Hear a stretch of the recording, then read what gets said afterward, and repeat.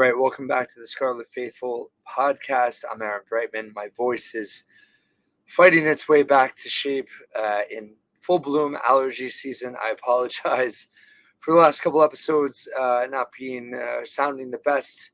Obviously, content doesn't wait, and wanted to do a quick kind of follow-up to Wednesday's news that Gavin Wimsatt was entering the transfer portal. Athan Kaliakmanis named the starting quarterback for Rutgers football for the 24 season, and did a rapid reaction, but had a couple other thoughts Justin wanted to expound on, and just based on some comments I've seen. And I think the first is Brian Fonseca reporting that Greg Schiano met with Gavin Wimsatt on Tuesday night to let him know he was making the decision to name Athan Kaliakmanis the starter, to give him the opportunity to enter the transfer portal if he chose to on Wednesday, May 1st, which is the deadline for all fall and winter athletes.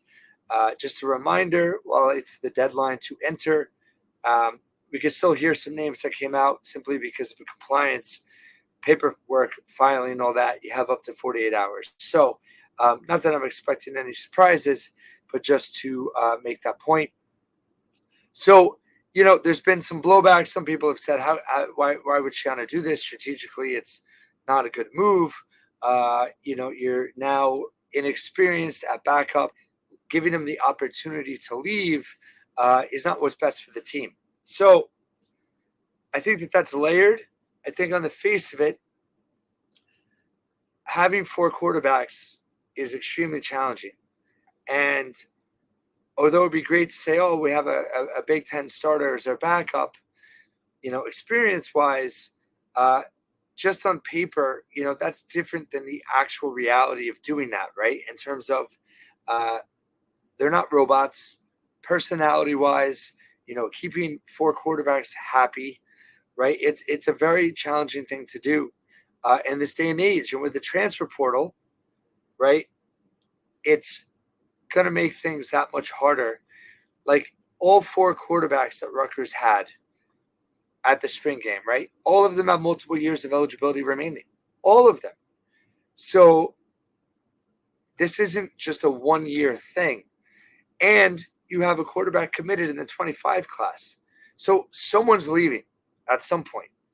And if you make the determination, right, that Athan is the starter over Gavin, then you have to look at the flip side of your youth, right? And AJ Ciarrocca, all indications, staff is super high on him. Obviously, as your income, he comes in early, half a semester early, and you want to get him as much development time as possible. And he is the future, right? And then you have a Johnny Shepard who's entering his second year with the program, and they've been high on him, and he looked pretty good in the spring game. So it's the type of thing where you don't want to ever give up on players. And Rutgers very proudly, and Schiano talks about it all the time, being a developmental program. But I think it got to the point where, and I talked about this yesterday, is Gavin didn't show much improvement in the spring game from the issues he had previously. And from all indications, from what I heard, didn't sound like that was the case during spring camp as well. So if you're not seeing continued development, if you're not seeing continued growth, there comes a point where you don't want to say you give up on someone, but you have to start prioritizing the youth in your program in terms of because their room to grow is greater simply from a time aspect. And when your development window gets smaller, there's more pressure to see those results. And if you're not seeing those results, you have to weigh your options. And I think, Ciarrocca just got here, right? Kaliakmanis just got here. I mean, the possibility of, and who knows what goes on behind the scenes. And, some fans were theorizing that maybe, Gavin, made a ultimatum.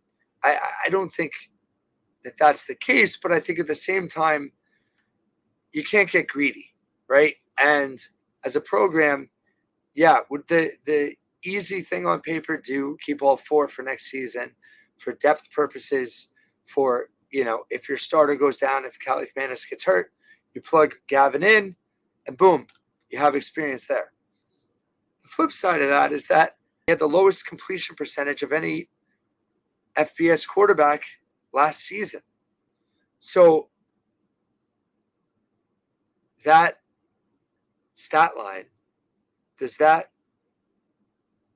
is the experience more important than having a quarterback that isn't very accurate at your disposal versus having a younger quarterback you're developing that is unknown, unproven, but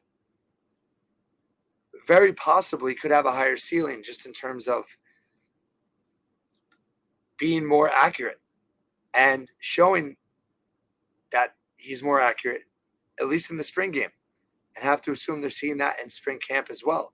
So I think it just got to a point where Gavin was unfortunately the odd man out in terms of, if you weigh the value of all four quarterbacks, I think, if you're being honest, he had the least amount of value. Now, the argument that he was, a great running quarterback, he obviously has great speed.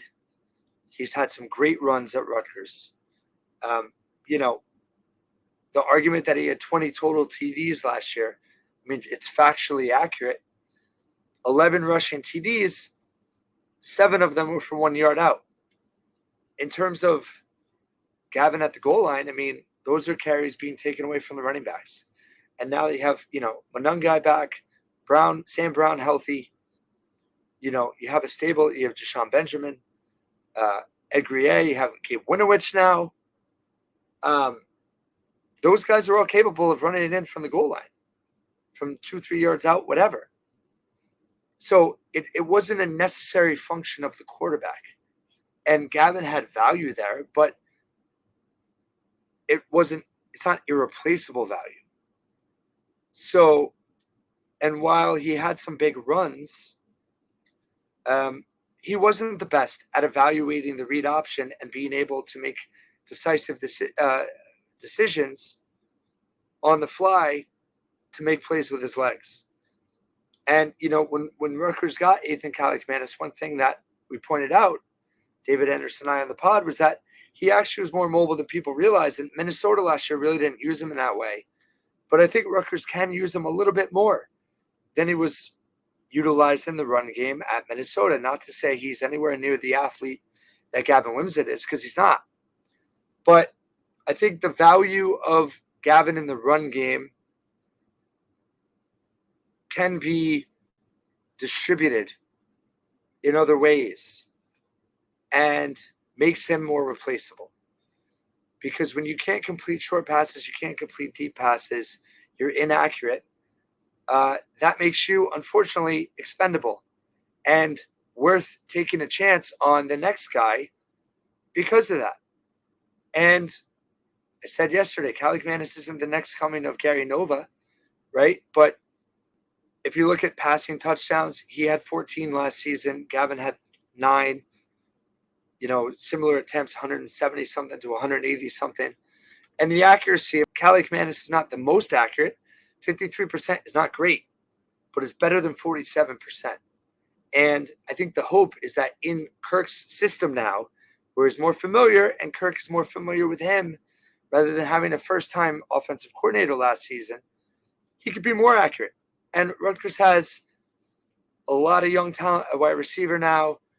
I think the tight end could be utilized a little bit more. And as I said yesterday, the offense is going to be different. And the bar for Athan to be successful is not, it doesn't have to reach the ceiling, right?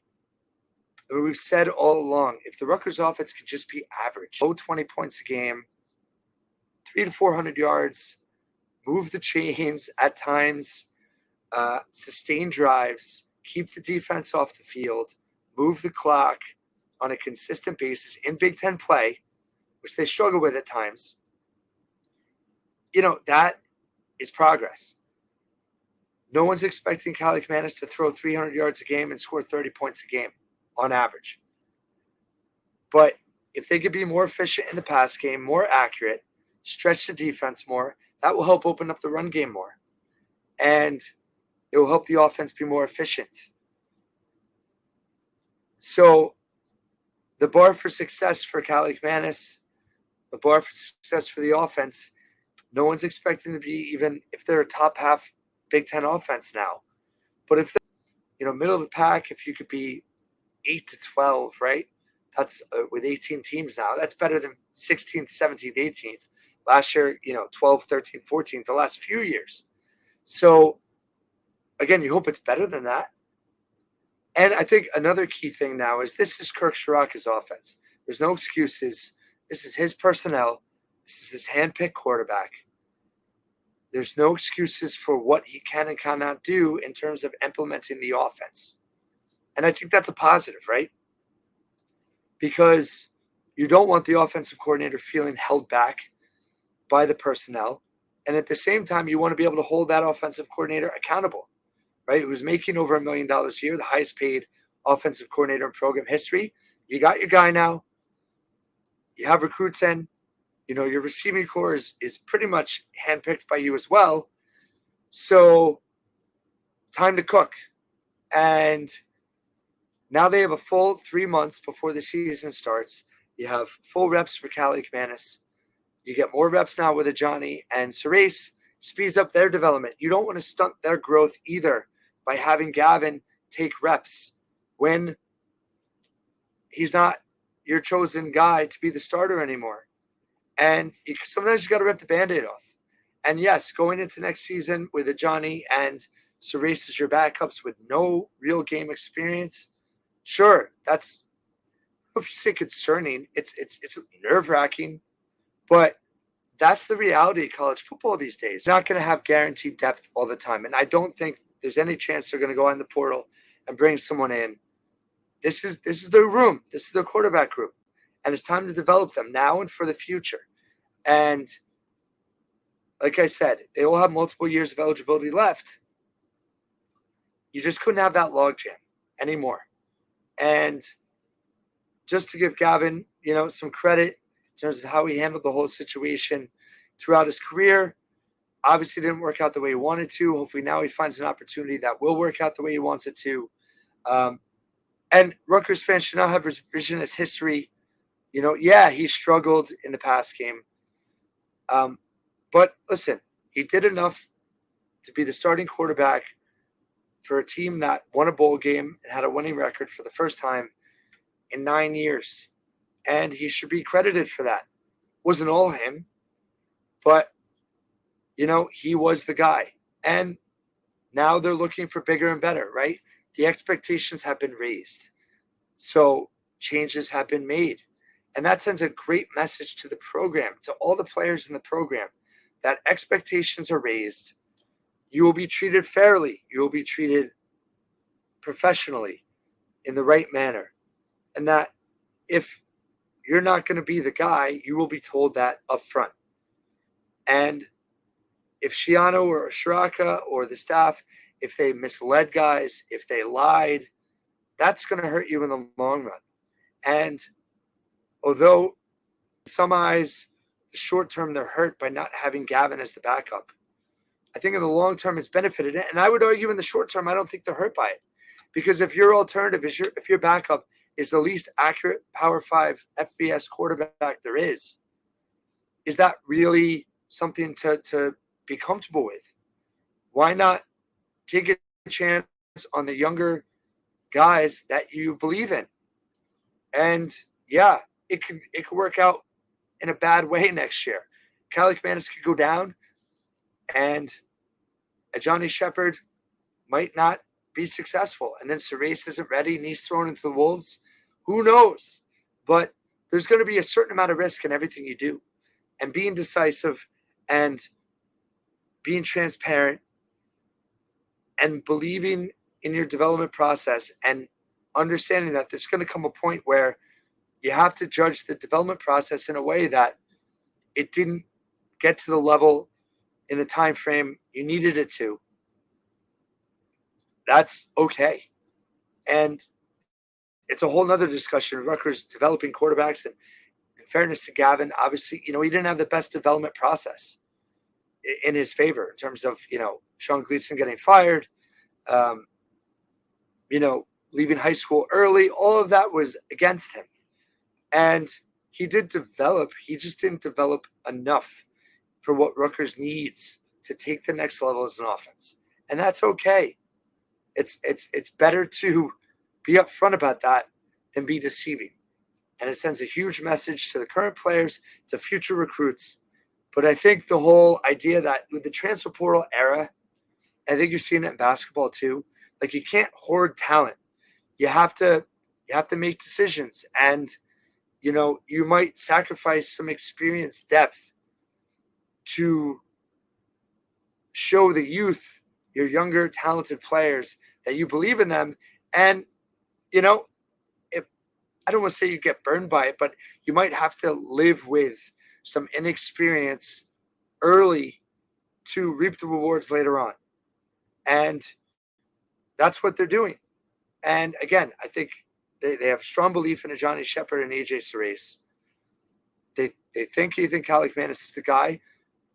4 quarterbacks is just really tough to manage and to set expectations, because someone's going to leave at some point. So why not it be the guy that you feel, unfortunately, didn't develop the way you needed him to develop? That is managing and controlling the situation best you can. If you're trying to be greedy, you're no longer in control. You're at a whim of, what if the guy that you didn't want to leave leaves? Then you're in a bad situation. So I think they did the right thing again. And there's no guarantees. There's no guarantees. And I will stand up here right now. If Kaliakmanis gets hurt in game 2, I will not say it was a mistake to let Gavin leave, because I think it was the right thing. And now everybody gets more development time. It's better for the young receivers to get more reps with Athan and be clear on that. Get more reps with Johnny and Cerise. Get more reps for all 3 of them. It's just a better situation. And it doesn't mean it's going to work out. No guarantees. But again, the hurdle to cross, and I think the measurement for this team to take the next step, for this offense to take the next step, we're not asking for perfection. We're not asking to be a top 20 offense. We're not asking to be even a top 5 Big Ten offense. If they could be a middle-of-the-pack offense, if they could be an average to slightly above average, that would be a huge step. And I think it's possible. And I think that they made a calculated decision, and I think it was the right one. Thank you for listening and watching the Scarlet Faithful podcast once again.